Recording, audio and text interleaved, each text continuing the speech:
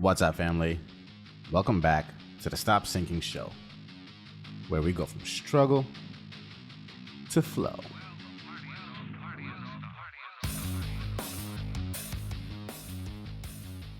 You know what the best feeling in the world is? A productive day, a productive week, one where you get a lot done, feel accomplished, move things forward that you were pushing back. At the end of that week, the marker for success that feels better to me than anything else is when someone in my life tells me, okay, relax now, sit down and eat something. There is not a better feeling to me than that. Not just because I did the work, obviously that feels good, and maybe a little bit because it was validated and seen by others, even though that's vanity, but more than anything, because any guilt I ever have when I want to relax fades away because it is not debatable by me or clearly by anyone else that it was a productive day or week or whatever. That guilt-free relaxation is hard-earned and hardly earned by most people in life. Most of what looks like people relaxing on the outside is most of the time just escapism from their real life. Inside, they're anxious and not fully present. Inside, they don't really feel like they deserve to be relaxing. This is why planned vacations never worked for me. Never felt right. So your job lets you take a few weeks out of the year to yourself. And you have to get it approved in advance. And sure, maybe you try to be productive in advance so you don't come back to a pile of work. But that's just not how life works. You aren't ever really giving it your all to finally deserve that vacation that's 3 months away that you planned. You're coasting most of the time at your job. Your vacation becomes an illusion of relaxation, but really it's just an excuse to escape what you half-ass do on a daily basis anyway. At least this is how most people are at their jobs. If you listen to this show, you are probably not like this. You despise this life and either work for yourself or want to work for yourself in which you value every minute of the time that you own. You only waste your time now because it's owned by someone else. No one really believes you're working 8 hours a day anyway. Studies show that people don't work more than 2 hours a day. The other day, I was listening to Joe Budden's podcast, his bi-weekly 3-hour podcast that I usually never make it through. They talked about how so many people leave comments saying how their long episodes get them through half their workday. This is what most people are doing at work. Low-level engaging with the work they're being paid to do while listening to a 3-hour podcast or entertaining themselves on YouTube or their phones or whatever. How could you then not have guilt when it's time to relax? Your whole day is relaxation. Your whole day is escapism from reality. What are you relaxing from? And then what do you celebrate on the weekends? Your whole life is a celebration, it seems like. Your whole life is a party. Here's the concise takeaway that I got after pondering this good feeling that I like to feel. Your hustle should be so apparent that people flock to help you at the end of your day. That's how you know if you have been hustling right. That definitely doesn't mean you need to speak about it either. A superior man is modest in his speech but bold and exceeds in his actions. Your hustle shows up in your results.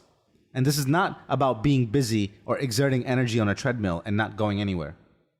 But if your actions are bold and decisive and powerful enough to shift your world and the world for those around you, then you inspire those people around you to lend a hand, to do all they can to make it easier for you when you finally decide to take it easy. You cannot hope for this. You have to work for this. No one will feel inspired inside themselves or want to lend any of their energy to you because it's expensive energy to them. No one will lend it unless you are visibly expending so much of yourself to help their and make your life better. See, I often hear people complain that they don't have spousal support in their ventures, how their wife or husband doesn't support them to follow their dream. And I understand the importance of this, but no one owes you any damn belief past what you have shown. You have to show and prove everything in life to earn value in the areas you want the value in. The recognition in. No one should listen to you and take your financial and business advice unless you have answered the question in their mind that rings every time. Why should I listen to you? Only the results from your actions earn you that place. And this magnifies the more people you want this recognition from. If you just want it from your spouse, it's easier than if you want it from an entire audience. But the mechanism of doubt and proof is the same. When I wanted to quit my corporate career, I had nothing but support from my girlfriend and friends that were around.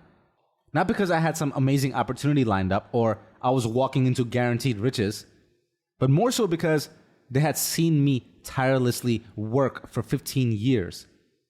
Some of my friends, and especially my girl, had been in the room watching me conduct business for some of those years. Watching me work nights and weekends when it wasn't required. Watched me think and stress and care more than anyone else can ever get paid to. So when it came time for me to want to risk it all and quit, even though I had an expensive monthly burn rate, I had people willing to back me and support me if things went south. And even though I haven't made enough money to validate their belief in me yet, or my own belief, let's just be honest, I know I wouldn't have made the decision alone and taken that leap of quitting my job and my career that I felt stuck to. I know I wouldn't have taken that leap alone without having it in the back of my mind at least that I have support. And still again, I say, it was the way I lived in life day in and day out that then came back to me as the support I needed in those very moments. I earned that support.